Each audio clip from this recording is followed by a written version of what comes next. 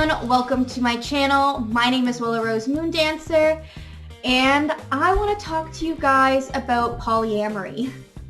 Polyamory is something that has been near and dear to my heart for the last little bit now, and I'm not going to get too much into it on a personal matter quite yet. Maybe in a few weeks or so I might get into it a little bit more.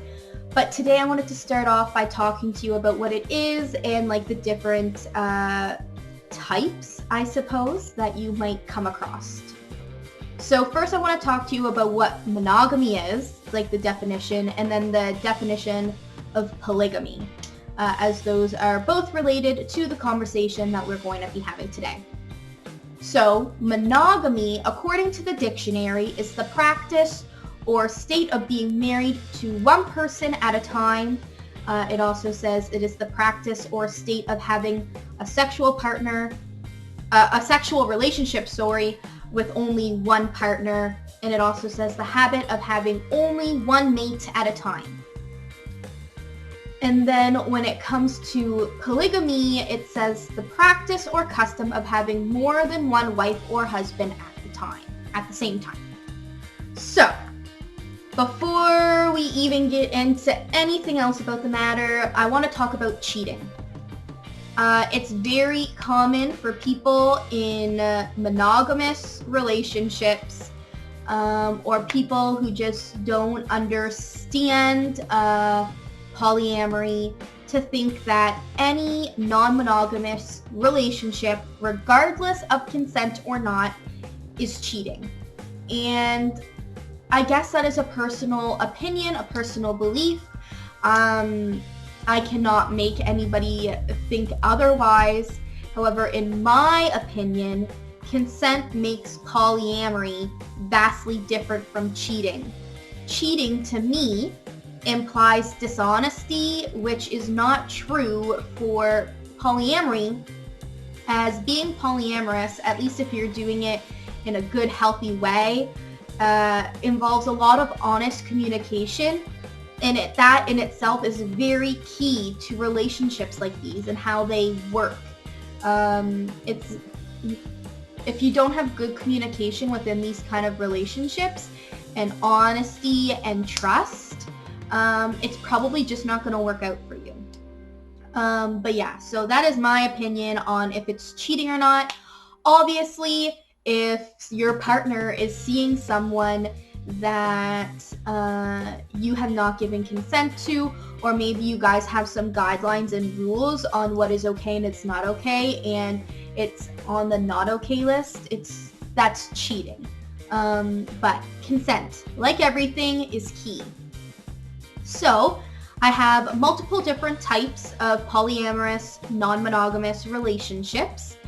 And the first one we're going to talk about is polygamy, because I feel like that is generally the most known and most well-known, most thought of, because it's been around probably the longest, at least in mainstream history. So polygamy is the marriage between more than two people. Its most common form is polygyny. I think that's how you pronounce it. Polygyny, which is the marriage of one husband with multiple wives who are sexually exclusive with the husband. So the wives do not have romantic or sexual relationships with each other.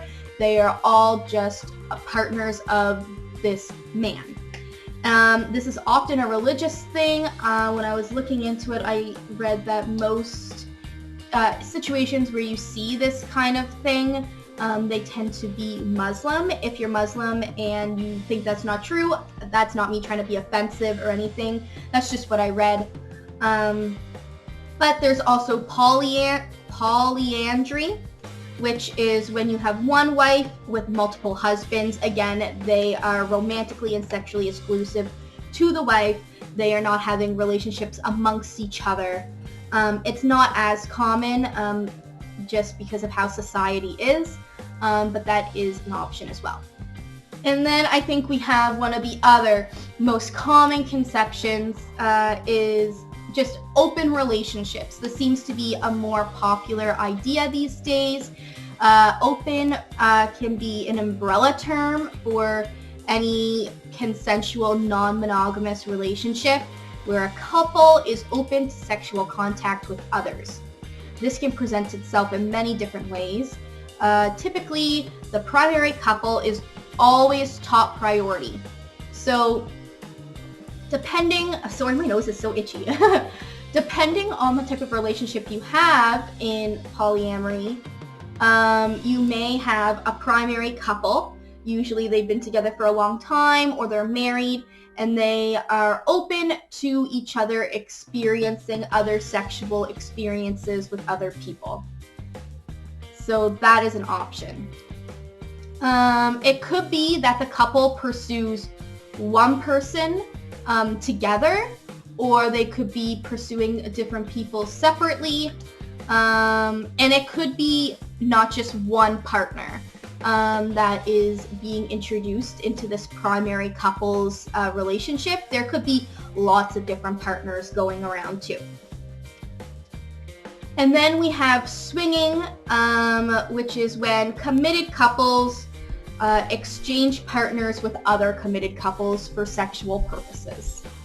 Then we have this term that I had never heard before. I don't know if it's a real term or if it's just one that I saw and it's made up, but it's called monogamish. Kind of like it's yellowish or it is tasty-ish. I don't know. But it's when it's a primarily monogamous relationship, but there is an allowance of various sexual acts. So in these types of relationships, there are definitely rules and boundaries and guidelines on what's okay and what's not okay. Some examples on what these might look like is if one night stands are okay. So that means like you're not allowed to sleep with the same person more than once. Obviously other than your actual primary partner. Or it could be you're only allowed to kiss or grope. You're not allowed to have sex. It could be a time and location limit. So maybe they need to be home if you guys are having sex, or maybe they don't want to be home, or maybe it's only allowed on Saturdays or something like that. And then we have polyamory and polyfidelity. So polyamory is when you have multiple sexual and or romantic relationships simultaneously while having knowledge of this and consent from all parties. And then polyfidelity is very similar, except in polyamory, you might find that you are one person and you don't have a primary couple. You just have lots of different relationships and one is not prioritized over the other.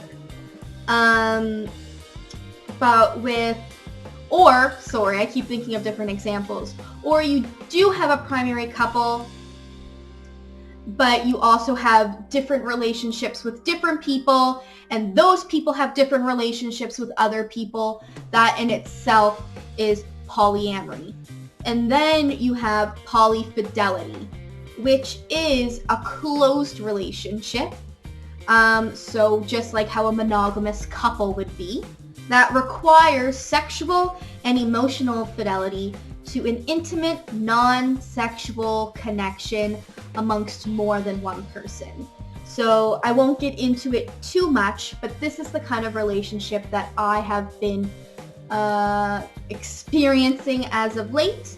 My partner and I have a relationship, and it was monogamous, and we decided that we wanted to have a closed relationship still, but include one more person that both of us are seeing, and they are seeing both of us.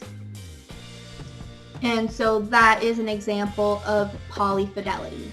However, that is all I have for today's video. I hoped it was helpful and you learned something new or opened your mind a little bit. Make sure you check out my Instagram at Willow Rose Moon Dancer so you can stay up to date with me and my everyday life. Make sure you leave a like down below if you like videos like this one where I talk more about different relationship styles or polyamory specifically or anything like that. Always feel free to leave recommendations down in the comments below. And lastly, don't forget to subscribe because I make videos every Tuesday, Thursday, and Sunday. And until next time, blessed be.